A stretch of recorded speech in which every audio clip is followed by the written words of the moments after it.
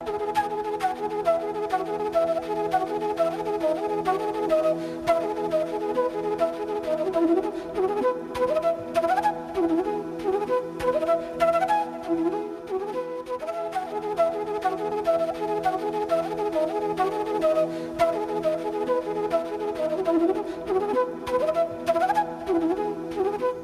afternoon. Welcome to EduSet Network. Friend, as you know, we have seen the evolution of knowledge system, and in knowledge system, reasoning plays very important role. Generally, after Renaissance, there is much talk about the reasoning. Where does the reasoning stand, whether in Western world or in the Indian way of living? Though it was not in theory, but we are already having in practice the reasoning theory. So the reasoning plays a very important role in any knowledge system. So we will try to know the various aspects of the reasoning, either Western way of thinking or the Indian way of thinking. There are much talk about in the world over in present scenario. So on your behalf, I welcome Dr. Pk Pandey for discussion on this very topic. Dr. Pk Pandey is a professor at the Center for Linguistics, School of Languages in Jawaharlal Nehru University, and has experience of about 30 years of teaching, and has also written one book on Indic script. Another book is in press. The name is Sounds of Indian Languages, and presented a number of papers in different national and international journals on this issue. So on your behalf, I welcome Dr. Pandey for EduSet lecture on this topic, a debate in social science. Welcome, sir. Thank you very much. So, friends, today's topic is modern mode of reason in present-day academic research, or alternatively, is there a Western way of thinking? What I want to discuss today is a kind of reasoning that seems to be prevalent in the theories of the present day. My purpose, however, is not to be able to go into anything like a cultural difference between the West and the East, as is found in some of the recent writings. For example, we have there's a very well-known paper by A.K. Ramanujan called "Is There an Indian Way of Thinking?" And there is literature on what is known as Eurocentrism and East and West rationality. I assume that the kind of reasoning that we are going to inquire into is a historical kind of phenomenon that characterizes modern theories of the present times. We would like to take a look at it and what it is, what are the characteristics of this kind of reasoning, and what are the consequences of this kind of reasoning. Researchers in the academic field of today should be aware of this kind of predominant way of reasoning and its consequences. The way I look at the reasoning that seems to characterize modern theories can be given a name called dichotomous reasoning of a special kind, namely contending dichotomous reasoning. The general operative definition of this reasoning is this. Given an object of inquiry, let's call X, assume that it has apparent duality. So it's divided into two parts, consisting of the dual elements, let's say A and not A. Take up one of the elements of the duality, say A, and argue that it is of primary importance, it's basic, and it sort of comes first. While the other, that is not A, is of secondary importance, it's sort of derived from something else. And then conclude that for an explanation of the object, let's say X, the proper subject of study is A and not A. or the opposite of this. You look at the other side and say that is primary, that is basic, that is first, and then the other one is secondary, is less important, etc. And so the focus should be on this, not on that. Now, what we take an instance of this. I'm going to look at some of these things in social sciences, but my focus is linguistics a little bit because that is my field of inquiry. For example, in this book, a very famous book, which has had a wide-ranging influence, called Chomsky's Knowledge of Language, Its Nature, Origin and Use, Chomsky has these three main, let's say the first three chapters go like this. And the whole book is organized like this. Chapter 1, it says knowledge of language as focus of inquiry. And then there is chapter 2, which consists of several subsections. Concepts of language, the common sense concept and departures from it, externalized language, internalized language, the shift of focus from E-language to I-language. Why is the shift? The empirical basis for the study of I-language, and then some consequences for the shift of focus, and then the chapter is about I-language. So the division between the study of language as E-language externalized and I-language internalized, and that internalized is the main thing, and that we should be looking at the internalized view of language. Now this is the kind of, it's an instantiation of the kind of reasoning that we have talked about. We notice two shades of this. One I would like to call contending dichotomous reasoning. That is the one which I have just described, where you want to argue that there is a competition between two aspects of reality, and one is better. And the other is complementary dichotomous reasoning. Complementary dichotomous reasoning looks at the complementarity of the two. There is no competition.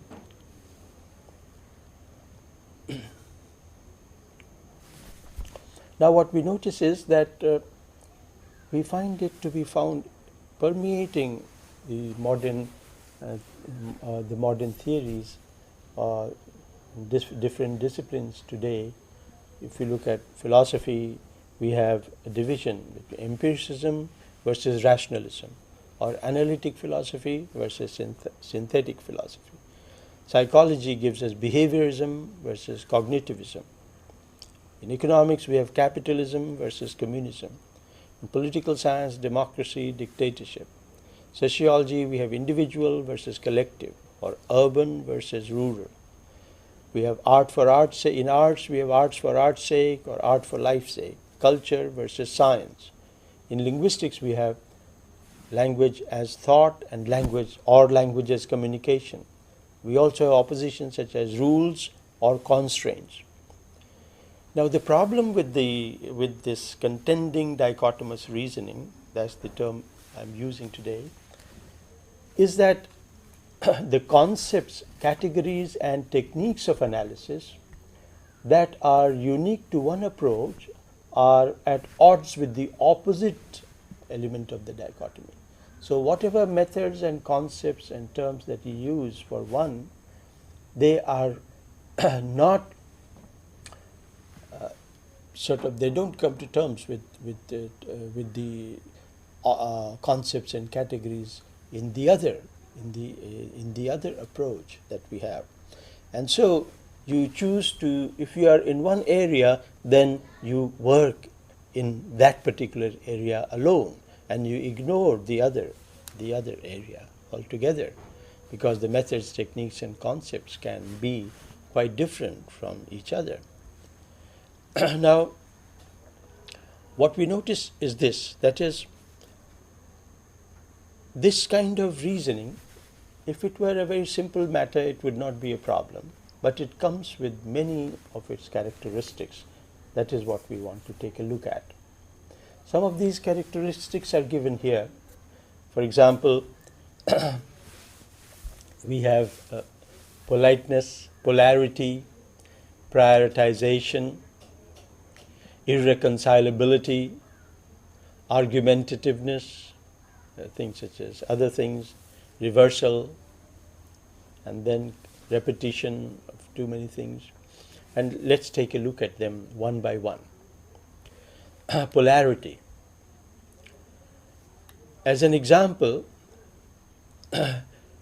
we look upon, let's say, epistemology or knowledge either as innate. We are told knowledge is either innate or based on experience, as we know in philosophy, psychology.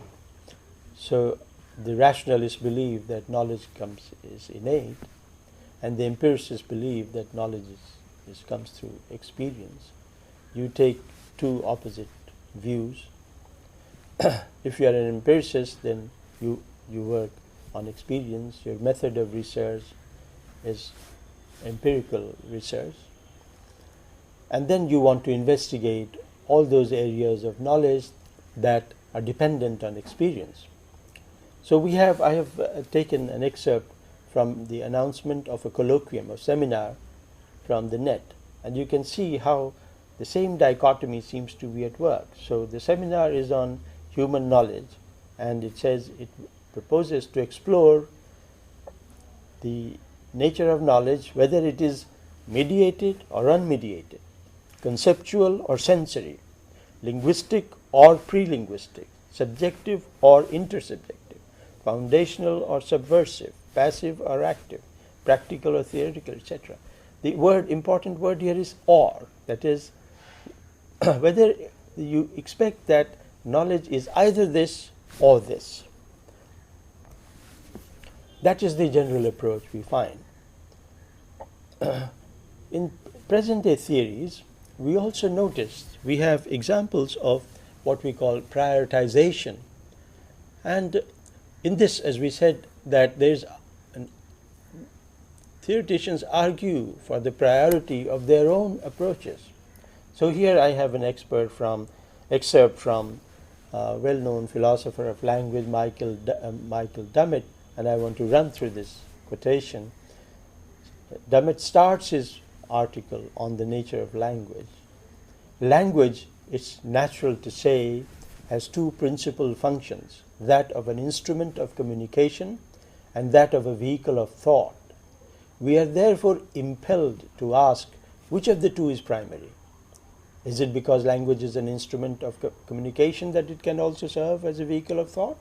Or is it conversely because it's a vehicle of thought and can therefore express thoughts that it can be used by one person to communicate his thoughts with the others? Now the emphasis is mine. We do not see why Dummett should think that you are impelled to ask which of the two is primary. There is nothing to compare, to make us, to force us to ask, unless there is this underlying assumption that only one is the main thing and the other is not the main thing. So the issue of primariness is grounded in this mode of thinking, which is what we want which is what we are talking about today. Another characteristic that seems to be of this approach is irreconcilability of the contending theories. Thus we have here a quotation, and I'm going to give quotations to show how the contending dichotomous reasoning is instantiated, and there is evidence for its application throughout. We have a quotation from Chomsky on the difference between formal and functional explanations in language. So Chomsky has this statement: where properties of language can be explained on such functional grounds, they provide no revealing insight into the nature of mind. Precisely because the explanations proposed here are formal explanations, precisely because the proposed principles are not essential or even natural properties of any imaginable language, they provide a revealing mirror of the mind. So there is this clear preference for formal explanations, and explanations which are functional are not significant. They provide no revealing insight, as they said. Chomsky has changed his position, but this is only an instance of what has been at work for a long time. I'm reminded of Thomas Kuhn, who talks about the similar, shall we say, tendencies in theorizing in the present times. To quote, "The normal scientific tradition that emerges from a scientific revolution is not only incompatible, but often actually incommensurable with that which has gone before." Kuhn talks about how one particular scientific theory comes to replace the other, and what he's drawing our attention to is the fact that not that one is a natural sort of development of the other, rather that one is often incompatible, incommensurable with what has gone before. So it is this incommensurability, incompatibility, or irreconcilability which seems to be a problem posed by the contending dichotomous reasoning. What is the consequence of this? The consequence of this is that once you take an approach of looking at only half the reality and ignore the other half, there will be a time when the reality in total cannot be explained. There will be dissatisfactions, there will be difficulties in explaining phenomena which have a bearing, phenomena which are a consequence of factors that belong to the other aspect of the phenomenon. And as a result, it so happens that you realize the importance of the other aspect. And when that happens, then there is a reversal. Had there been a focus on both the aspects from the start, with progress in knowledge developing, with work in both areas, then there would be no scope for reversal. But in this situation where only one of the approaches is right and correct and not the other, ignoring the other altogether means that when its importance is realized, then you have made an advancement in one area, but have not grown in the other area. So you come back and there's regression, and you start all over again looking at things that were left many years ago, sometimes generations ago. So we notice that modern theories experience this kind of thing, this reversal phenomenon. That is, phenomena which are ignored, which have been left out, and then you take them up again. Another aspect of the contending dichotomous reasoning that is found to be prevalent in theorizing in the modern times is argumentativeness.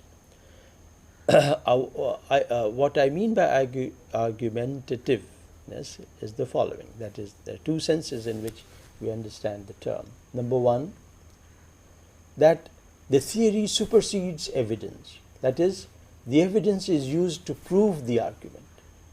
So the argument is already there. All you need is to go collect evidence to prove it.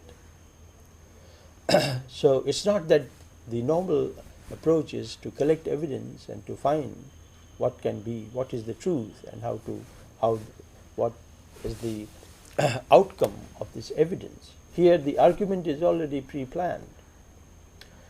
It selects supporting intra-theoretic evidence.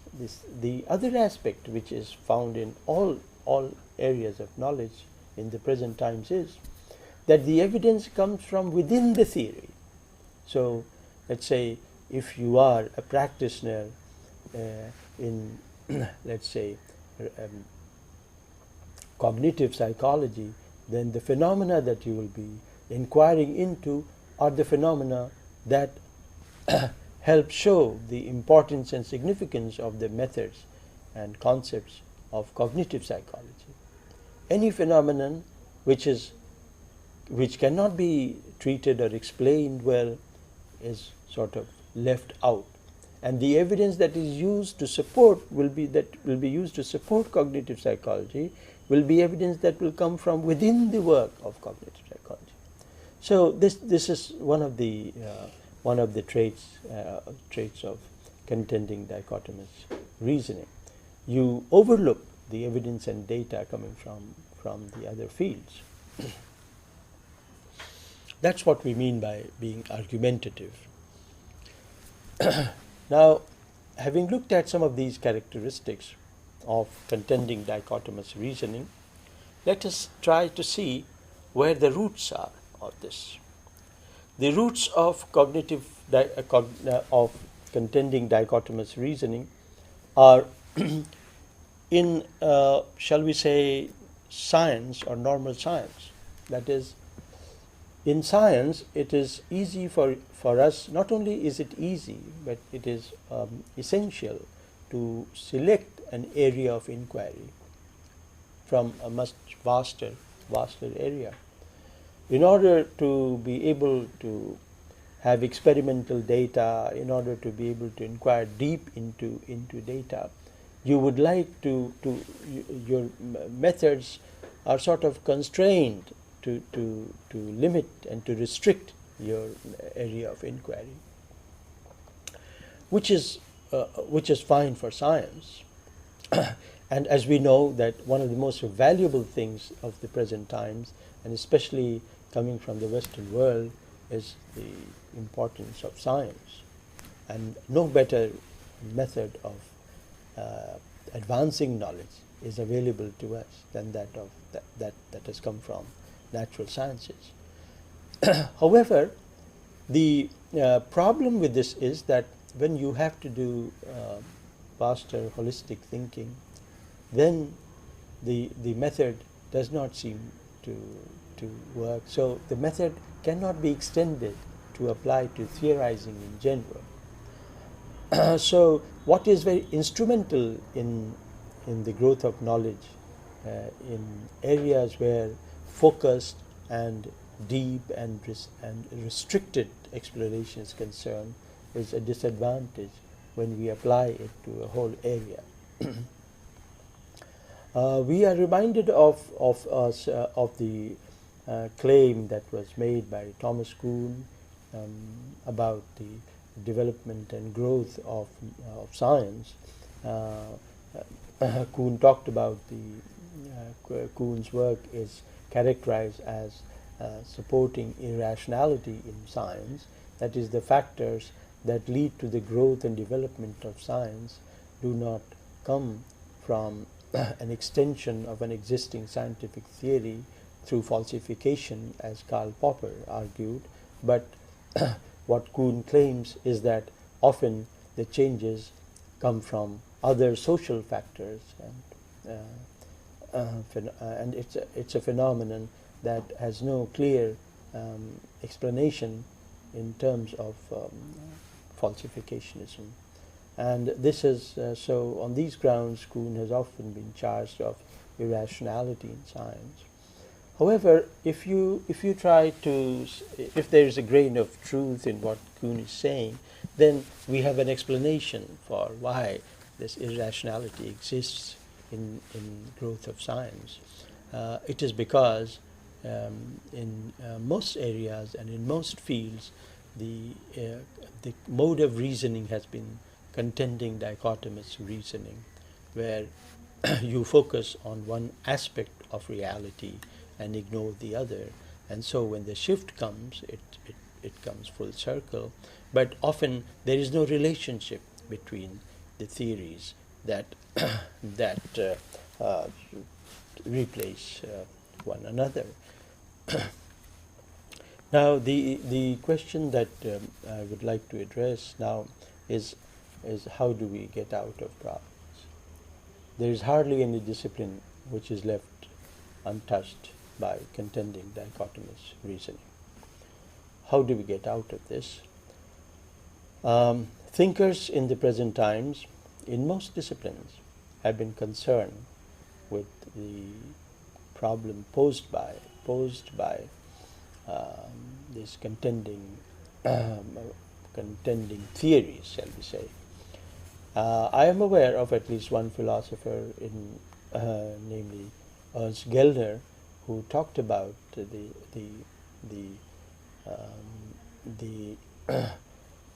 conflict and the hopelessness arising out of a conflict between individualism and socialism. Gellner discusses this in his work on Wittgenstein, where he talks about the change that, or a reversal that happened in the work of Wittgenstein in his philosophy of language, from language being an individual trait, the possession of the individual mind-brain, to language being a social phenomenon, something like a game of chess. And Gellner proposes that the difference, the dichotomy that seems to exist between individualism and socialism in Wittgenstein's thinking about language, and this kind of dichotomy that can be found elsewhere can be resolved by some kind of a synthesis. So in the Eastern way, in the Indian way of thinking, we don't even have to talk about synthesis. Actually, when you notice the differences in the views or aspects of reality, then you try to see how these different aspects of reality coordinate. So the coordination, the difference is not important. Nobody is concerned about which one of them is the most important or primary or basic. You are mainly concerned with trying to see how the different aspects of reality relate to one another, how they can be coordinated, how they work in coordination. That's the purpose. That's the approach that you take. And Gellner is talking about similar things. In linguistics, for example, we have had this cry in recent time. There is this title of a paper that we have, "Why can't we talk to each other?" That is, those who follow functional approach to the study of language and those who follow the formal approach to language. Why is there absolutely total breach of dialogue and don't talk to each other? The point is that there's need for a synthesis between the two. In reality, when we look deeply into the development and progress that a discipline has made, we often find that actually the disciplines do borrow from one another, but there is a strong resistance because of the practiced mode of reasoning, which is dichotomous. So you are a follower of one approach, and you use the concepts and categories and terms and methods of analysis of one approach, and you will not be concerned with the other approach. So there is a general trend now. Sometimes we find that there is this anxiety for synthesis. That is, you would like to have a synthesis between approaches. That is one way of resolving the problem. And it is necessary to distinguish contending dichotomous reasoning from some other kinds of reasoning. It's very easy. It's easy to confuse other kinds of reasoning that we experience in our day-to-day life. One and in the progress of knowledge so far. Contending dichotomous reasoning, in my mind, should not be confused with principles such as divide and rule, for example, which is a general negative principle of governance. As you know, divide ut regnis, divide et tempera, and we have expressions like these.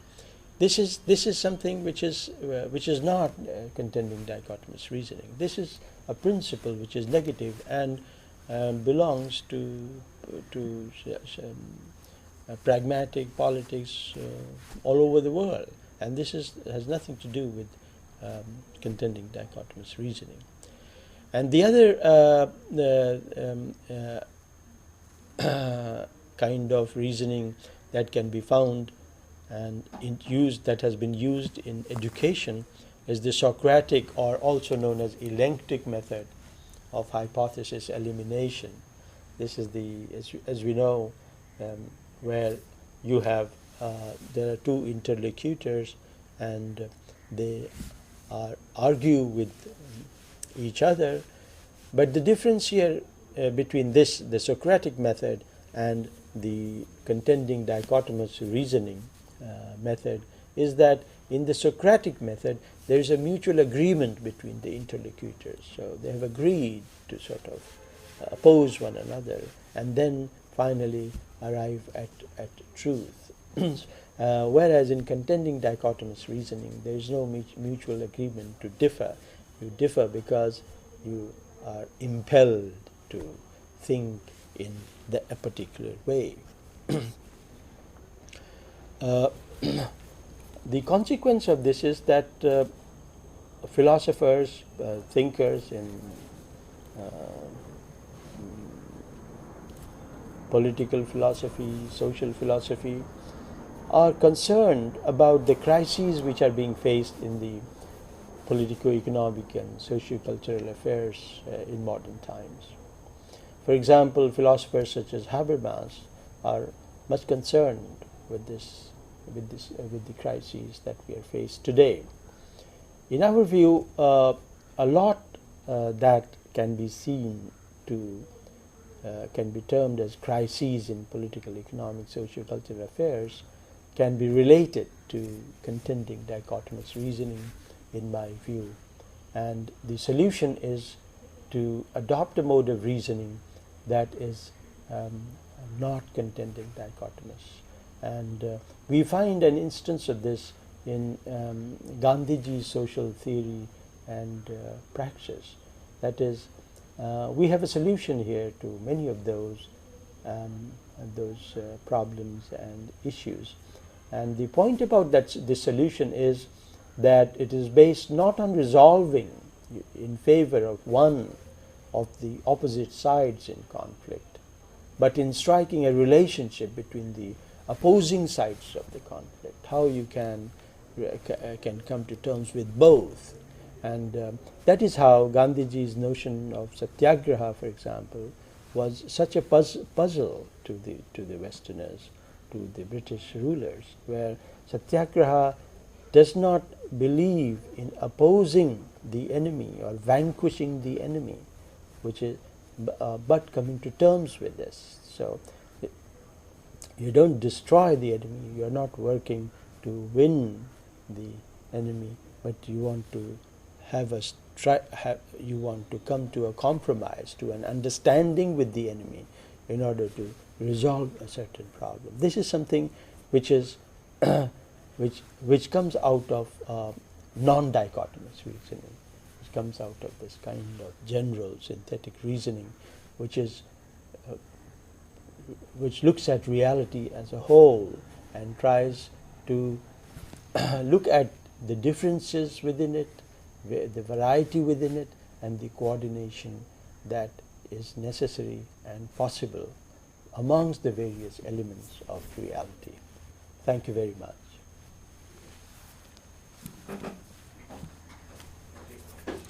And I welcome you to ask questions.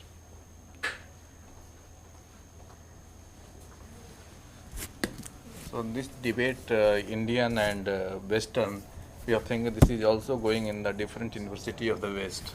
Yes. So some of the people are talking about this. I started looking at a sort of Indology and Westology. Yes. So what the essence of that debate? The essence of that debate is a kind of cultural difference between the West and the East, and so that's how I started. For example, I gave some references here which deal with that debate.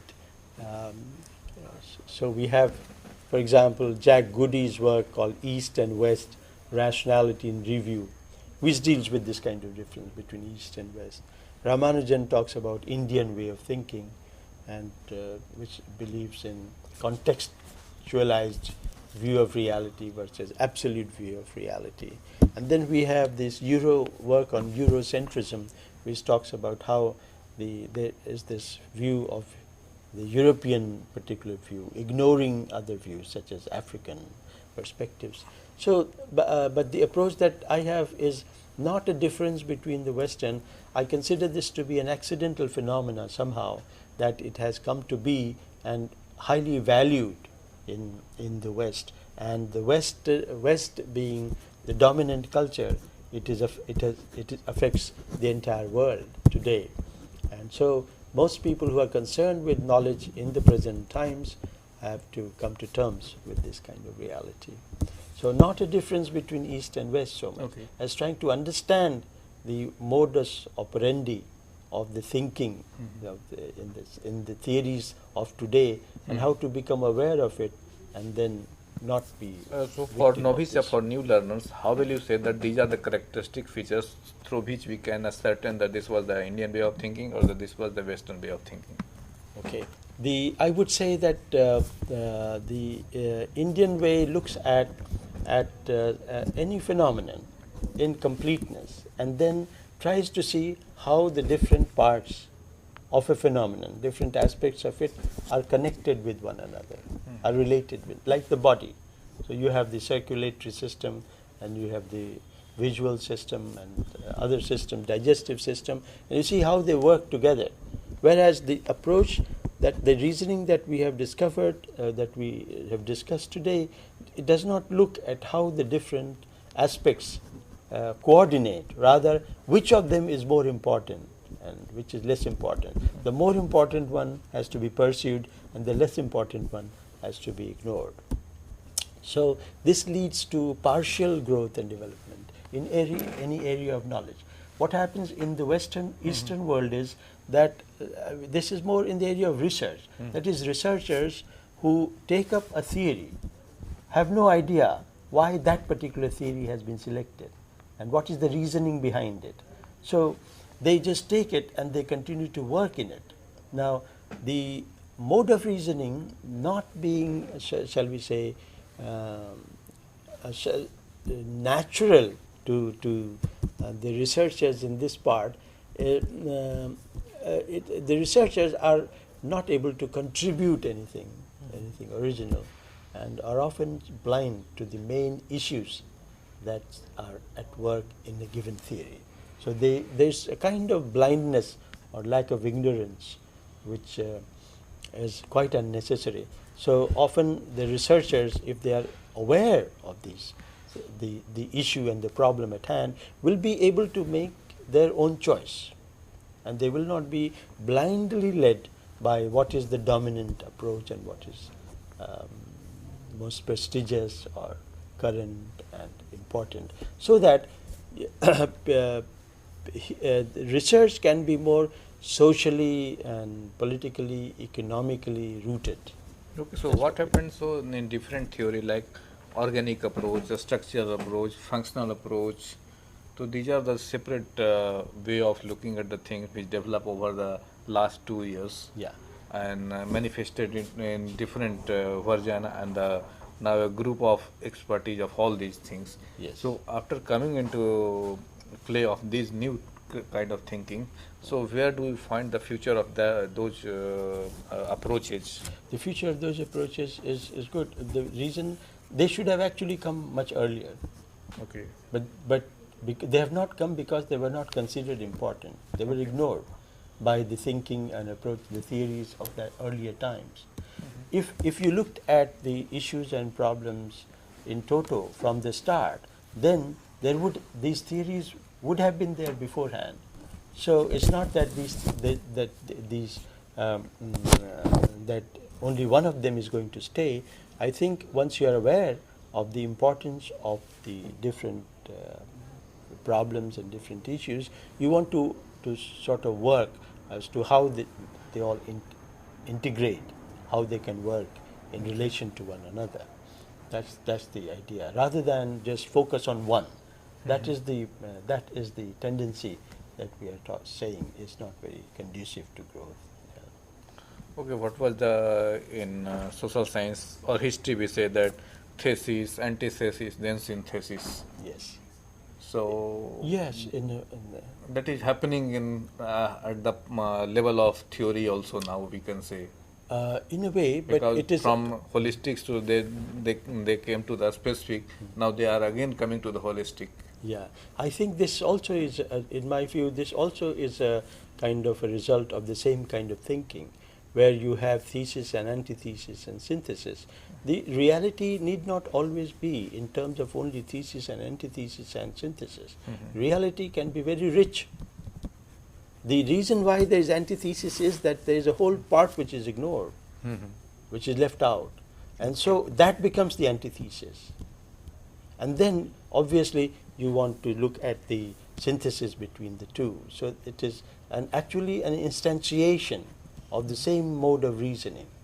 Okay. It is, that comes from the Western way of thinking of the present day historical times. We don't want to say that this is the characteristic, cognitive kind of characteristic of the Western mind. No, it is of the present time, maybe 200 years, 300 years, because there is no evidence of this having been there from the start. No, you are right. This is a cognitive, and there are also cognitive that plays now more important role, we can say, at any aspect of the life, every walk of the life, we can say. Yeah. Either be in start from the basic skill driving. So not only the driving a skill will help, but also the cognitive factor, emotion, and other way of a state of the mind will help you, whether you can drive properly and efficiently or not, if your mind is not at cool. Yeah, exactly. Or at peace. Yeah. So this way, that has been, you can say, so far ignored from the discourse of the social science. Yes. So that has come into place. But looking at these things. Yes.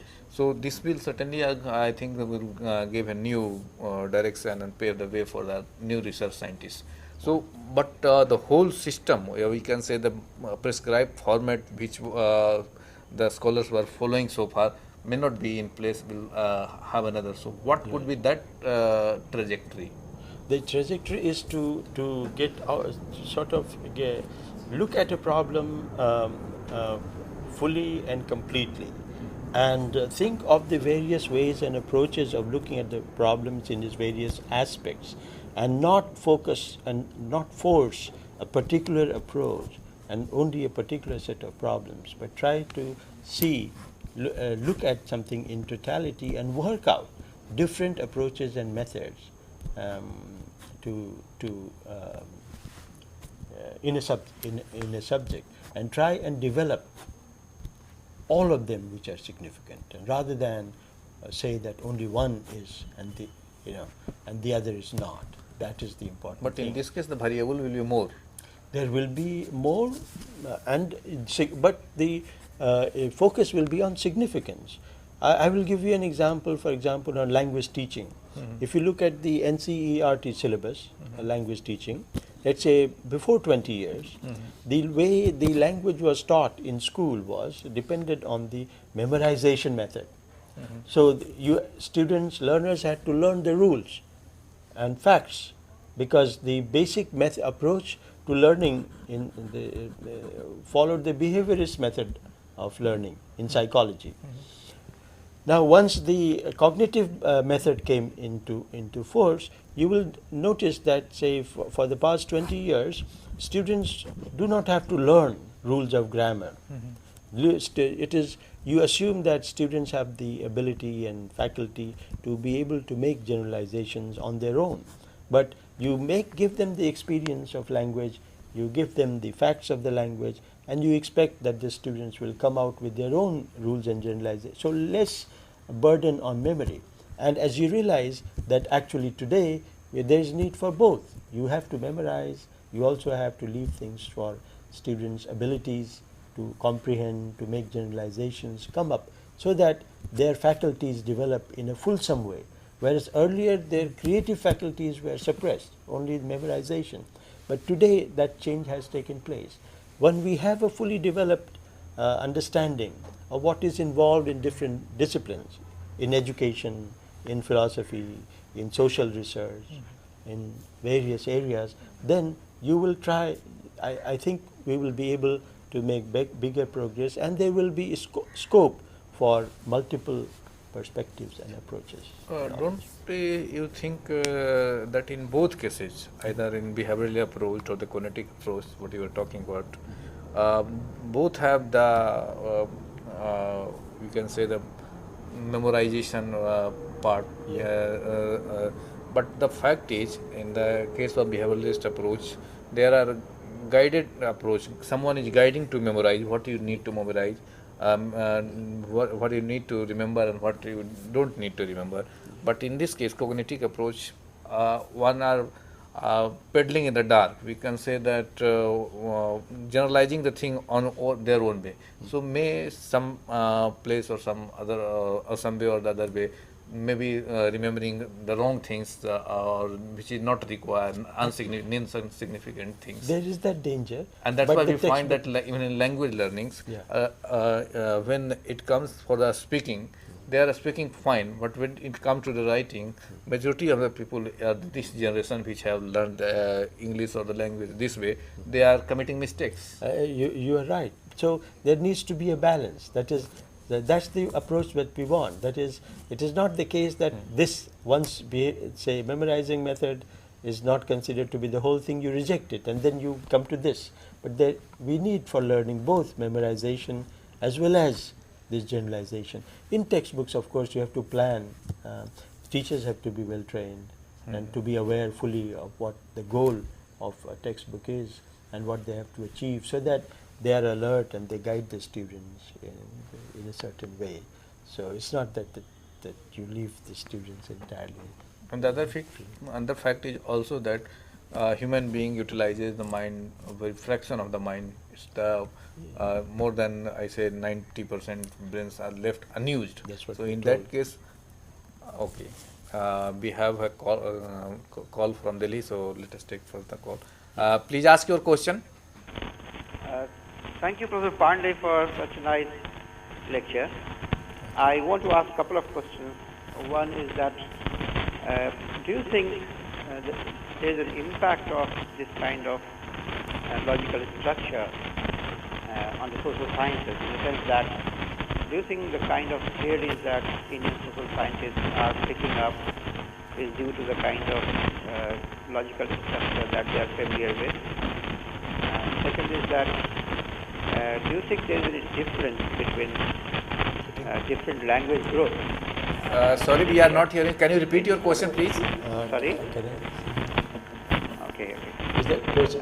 First is that, is it okay now? Yeah. Better. Please ask your question. First is that, do you think there is any reason, or can we explain this as a reason, the kind of theory that you have given, as a reason for the type of theories that Indian social scientists are picking up for explaining our own society? One. And second, that do you think there is a difference between different linguistic groups in India in this kind of logical structure of the language? And third probably is that, what do you think then would be the best possible way to teach English language to the students from Hindi heartland, particularly rural Hindi heartland? Thank you. Okay. Two questions are clear. The last question we could not hear. The first question about the reasoning of how to study the social sciences and all that.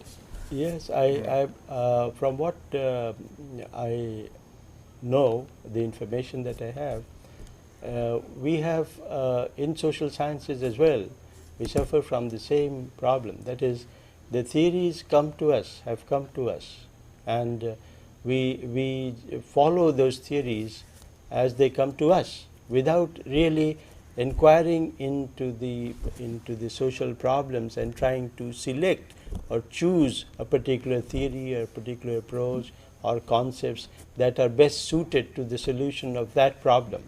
It's a question of selecting a paradigm. So we are sort of guided by the existing paradigms of research. That is what we have to be aware of. The research methods and techniques must come from our own understanding of the problems, of the social issues and problems that come to us, and we think of the methods and concepts and categories and approach to looking at the reality, the kind of data that we need, and how to analyze them, what particular concepts may be needed in our own social domain.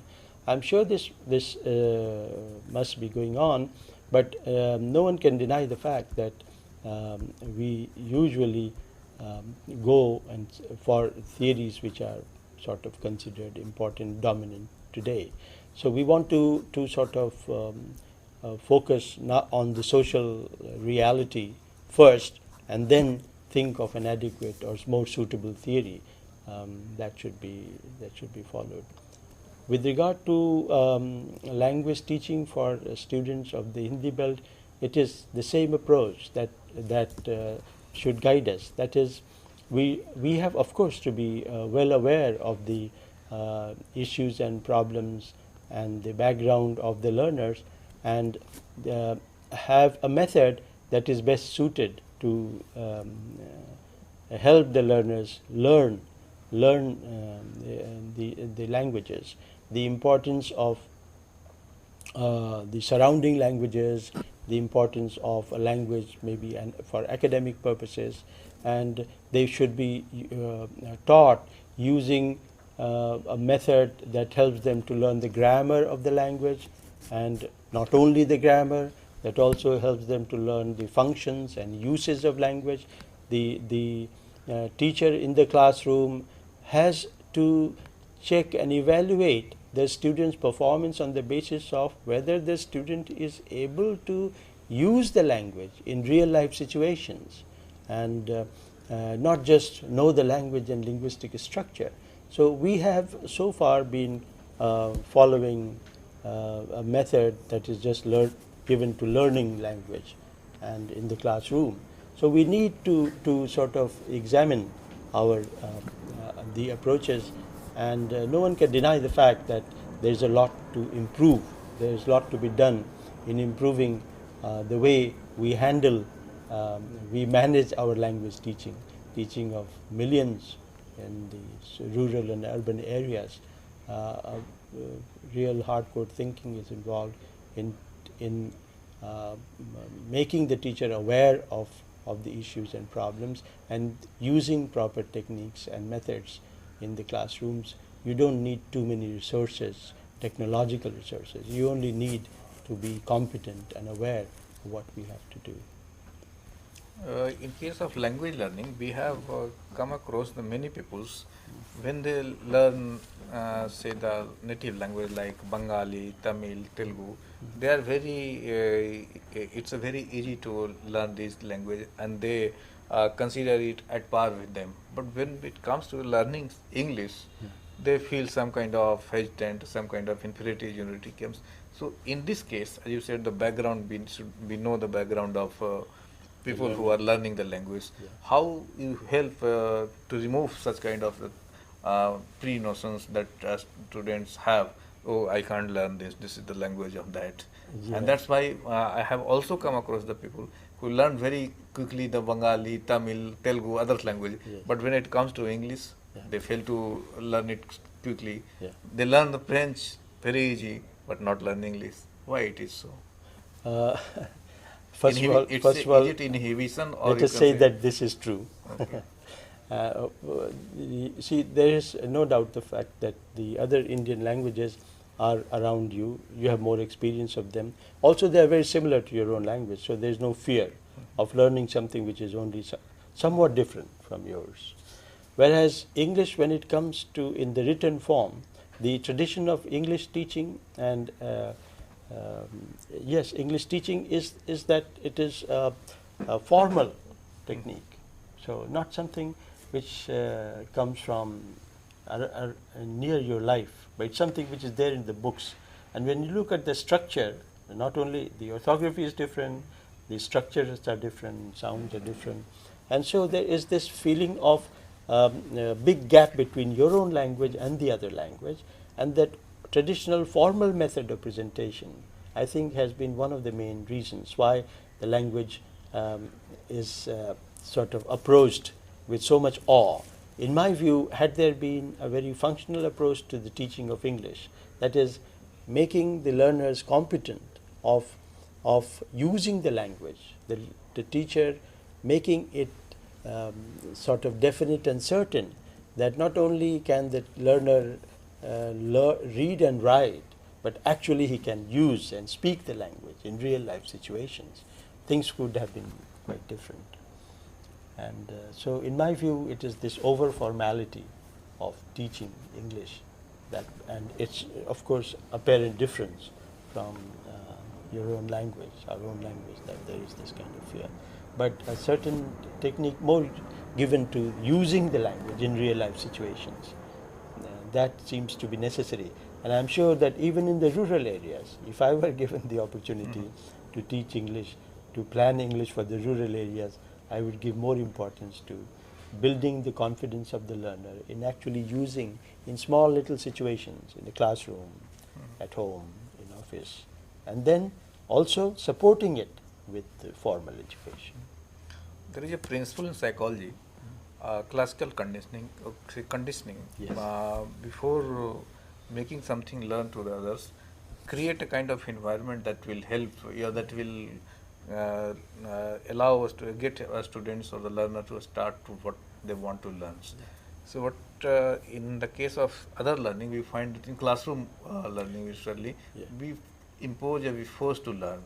So that's why a learning does not come as we expect, or that is the reason, or is when it comes to other things like extracurricular activity, which is there, students learn more fastly and more quickly, you can say. Yes, that seems. So how this classroom teaching could be improved with the linguistic perspective, you could say? I think the teacher, one of the ways to do this, solve this problem, is for the teacher to be a good listener. That is, when the teacher is a good listener, then he listens to the problems of the students. His pace of speech and his pace of speaking is slow, and he ensures that the learner sort of understands him well, so that it is not that he is a performer and a teacher, but he is actually someone who is helping the learner to learn. So this, and the more patience he shows towards his learners, I think the general environment is become more conducive to learning, and the learner is now confident that the teacher will pay attention to his issues and problems, and that is certainly has been found to be. Actually, pedagogues on English language teaching have discussed this issue and phenomenon of how we need to be more learner-centered and things. The last question I would like to ask you: in classroom setting, when a students are in a standard 6 or 5, English teacher says, "Look, this man wrote poem when he was of age 5 years old, and so great and this, and he will start with narrating such a story." So the students who are there to learn, they get an impression. Now I am in the age of 8, and he is talking about in the age of 5. He wrote this kind of thing. So I do stand nowhere. Yes. So this kind of approach still is in practice in the schools.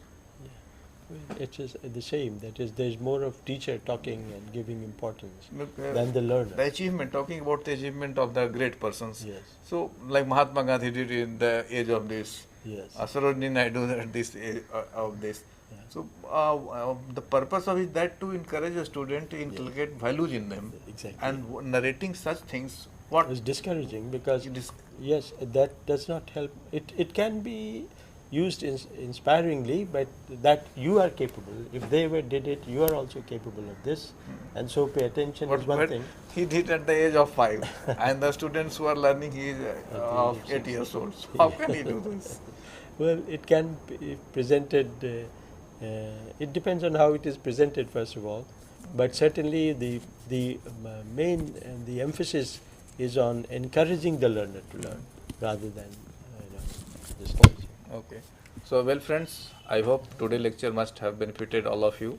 Dr. Pandey have explained the various facets of learning and also talked about what is the debate going on all over the world about the social science and what could be the approaches. So I hope this lecture must have you have got something from this lecture. So I thank all of you for watching lecture and on your